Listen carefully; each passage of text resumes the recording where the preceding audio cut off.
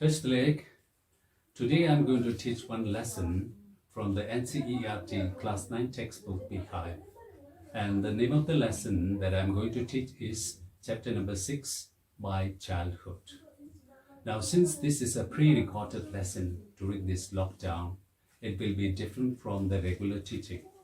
Nevertheless, I will try to explain this chapter by explaining the paragraphs one by one. So without further delay, let us jump on to the lesson. So, first of all, if you look at all the prose lessons in your English textbook, you will see that there are different sections. And the first section is always the section which says, before you read, under which you come across different questions, activities, discussions, etc. So this section is very important because this section will give you an idea about what the lesson is all about. So please spend some time on this section, and the remaining sections will come only after completing the lesson. Now let us look at our present lesson, that is my childhood. Let us look at one of the questions in before you read section. And the question says, can you think of any scientists who have also been statesmen? Now here, statesman is a person who is a respected leader. So, do you know any person who is both a scientist and a statesman? You can now discuss with your parents, friends, and siblings in English just for the sake of spoken exercise. Okay, so you will say Dr. APJ Abdul Kalam because he was a scientist and also the 11th President of India. Now you got some idea that the lesson My Childhood is about Dr. APJ Abdul Kalam. Yes, you are right. This lesson is in fact taken from Dr. Abdul Kalam's famous autobiography titled Wings of Fire. And I'm sure some of you have already read this autobiography. And if you have not read it yet, you can always download this book free of course from the internet. Well, of course, if you are interested. Now, without taking much time, let us read the lesson. Okay, now for the sake of better understanding, I've divided this lesson into 7 parts. The first part is para number 1 and 2, where he talks about his birthplace and his parents. Second part is para number 3, where Dr. Kalam talks about World War II and how he was able to earn some money by himself at such a young age. And third part is para number 4, where he talks about his inherited characteristic from his father and mother, and here he also talks about his 3 friends. Now fourth part is para number 5, where he talks about his family participating in Hindu ceremony, although they were Muslims. Fifth part is para number 6 and 7, where Dr. Kalam talks about one incident from his school. Sixth part is para number 8 and 9, where he talks about his science teacher, Mr. Iyer. And the last part is para number 10 and 11, where he talks about his seeking permission from his father to go to district school for his further studies. Now chapter number 1. I want you to read this paragraph. Okay, as I've already told you, this paragraph talks about his birthplace and his parents. Dr. Abdul Kalam was born in 1931 in Rameshwaram in erstwhile Madras. Here, erstwhile means former Madras. Nowadays, that state is called Tamil Nadu. His father's name was Jalaluddin. His father's name was Jalaluddin, and his mother's name was Ashiana.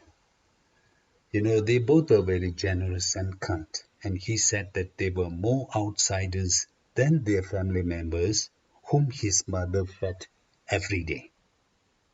Now here, you just think about your own birthplace and your parents. Try to remember your birthplace and your parents. You can do this as an exercise, okay? Okay, I want you to read this paragraph. This paragraph also talks about his family. Dr. Kalam was the youngest child. He had 3 brothers and 1 sister. Dr. Kalam's parents were tall and handsome, but he was short and had undistinguished looks. So undistinguished means ordinary. So he had an ordinary looks.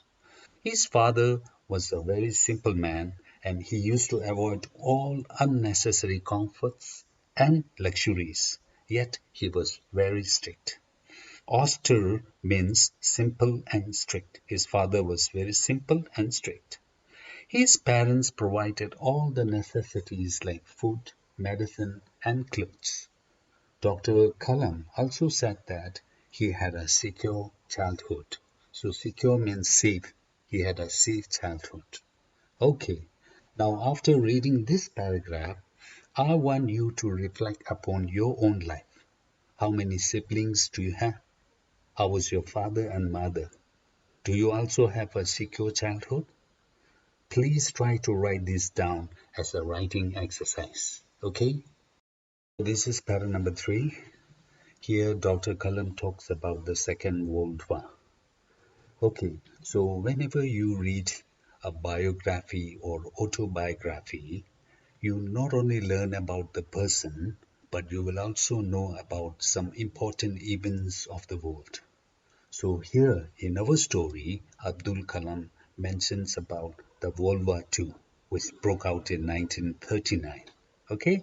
So you tell me, how old do you think he was at that time? Yes, he was just 8 years old. Despite that, he earned 1 anna every day. Now, anna, it's a currency used in British India, which is equivalent to 6 paisas, like this. Okay, so despite this young age, he was able to earn 1 anna every day. How? Well, during that time, there was a huge demand for tamarind seed. You know tamarind seed? You look at the picture down there. Okay, so he collected tamarind seeds and sold them to a provision store. So in this way, he earned 1 anna every day. And he also had a brother-in-law. What was his name? Yes, Jalaluddin, who used to tell him stories about the war. And later, Kalam used to trace these stories in the headlines in Dinamani. And Dinamani is the name of a daily Tamil newspaper. Okay? Well, now after reading this paragraph, I want you to think about the important events when you were very small. Or did you ever earn some money by yourself when you were small? Well, just think over this and write few lines in your notebook as an exercise. Okay? So this is para number 3. Now here Dr. Kalam said that India joined Allied forces. So Allied forces means UK, USA and Russia. They were involved in the World War. And the state of emergency was declared, because of which the trains which used to halt at which used to halt means stop, which used to stop at Rameshwaran station was not allowed to stop. So the newspapers had to be thrown from the moving train. Because of this, Kalam's cousin, Samsuddin, was looking for someone to help him catch the newspaper. So Dr. Kalam helped him, and that way he earned his first wages. So first wages means first salary. He was very proud of his earning. Okay, now you tell me, have you ever seen a small children working and earning wages? If yes, just write few lines as an exercise. Okay? Now this is para number 4. If you remember, this paragraph talks about his inherited characteristic. Here he said that he had inherited honesty and self-discipline from his father, and from his mother he had inherited faith in goodness and deep kindness. Not only Kalam, but also his siblings had also acquired such characteristics from their parents. In this paragraph, Kalam also talks about his three friends. Do you remember the names? Okay, they were Ramananda, Aravindan, and Siva Prakashan. Although all his friends were from orthodox Hindu Brahmin family, yet they had never felt any difference just because of their religious differences and upbringing, which was very good. Okay, now I want you to think about some of the characteristics you have inherited from your parents. Write them down, okay? And you can also write few lines about your friends. This is your exercise, okay? Now, para number 5 talks about how Dr. Kalam's family participated in Hindu ceremony. Okay, now how did they participate? Well, they participated by arranging boats with special platform for carrying idols of the Lord. So although they were Muslim, yet they participated. Not only that, Kalam's mother and grandmother also told their children bedtime stories of Ramayana and the life of Prophet. This way, Kalam's family did not differentiate any religion. Okay, now you tell me whether you had listened to bedtime stories or not. Please write few lines in your notebook. Okay, this is your exercise. Okay, this is para number 6, and here he talks about one incident from his school, Rameshwaran Elementary School. Now here he talks about his new teacher asking Kalam to go and sit in the back bench just because Kalam, who was a Muslim, was sitting next to Hindu priest's son. So Kalam went and sat in the last row without saying anything. Kalam was of course very sad, and his friend was also very sad. His friend also wept. Okay, so the image of his friends weeping left a lasting impression on Kalam. So that was the incident. So let us see what happens next. Okay, so when the boys went back to their homes, they told everything to their parents. Now Lakshmana Shastri, who was the father of Ramananda and the priest of the temple, called the new teacher. Someone means called. He told him that he should not spread the poison of social inequality and communal intolerance in the minds of innocent children.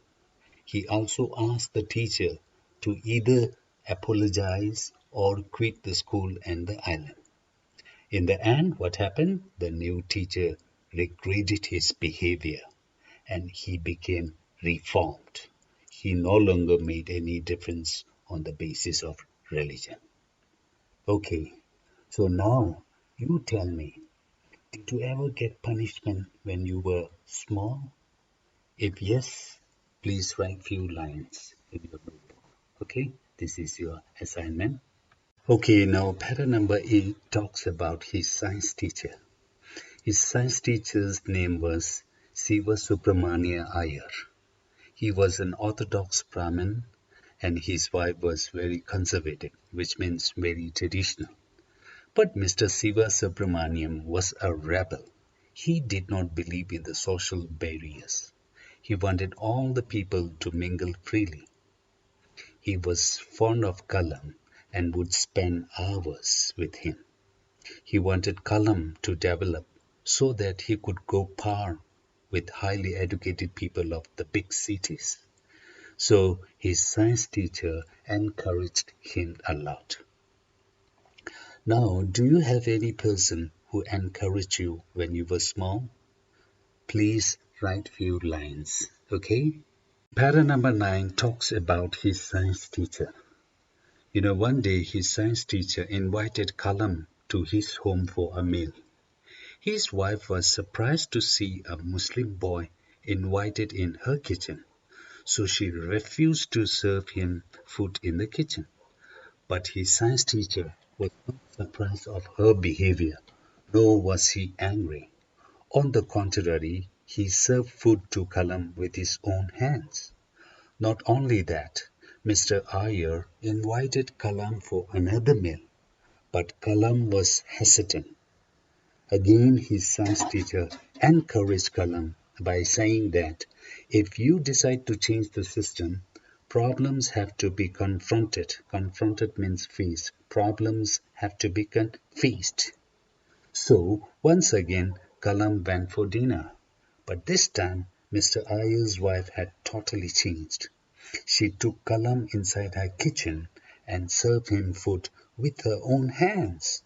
Wow, what a change! Such was the power of a good husband. Okay? Okay, para number 10 and 11 talks about his seeking permission from his father to do his studies. So, Kalam told his father that he wanted to go to Ramanathapuram. He wanted to go to Ramanathapuram to study. The World War was over in 1945, and India got its independence in 1947. So let us see what his father said in the next paragraph. Did he give him permission to go? Okay. Okay, now this is the last paragraph. Let us see what his father said. So his father was very happy to know that Kalam wanted to go out to study. He said to Kalam that he must go away to grow, just like the seagulls who fly across the sun, leaving behind its nest.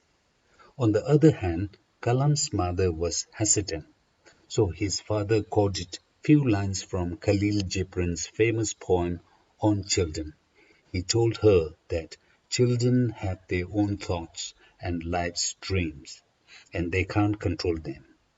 So, Kalam finally got the permission to go to Ramanathapuram to do his studies. So with this, we have come to the end of our prose lesson, My Childhood, which was based on the life story of Dr. Abdul Kalam. I'm sure you have learned so many good things from the life of this great person. You see, he was just an ordinary person like you and me, and he had become a scientist and the president of this country. So by taking lessons and inspiration from the life of this great person, you can also become a great person like him. And after finishing this lesson, I want you all to do some of the exercises of this lesson. And if you find any problem of any sort, please feel free to contact me. Thank you.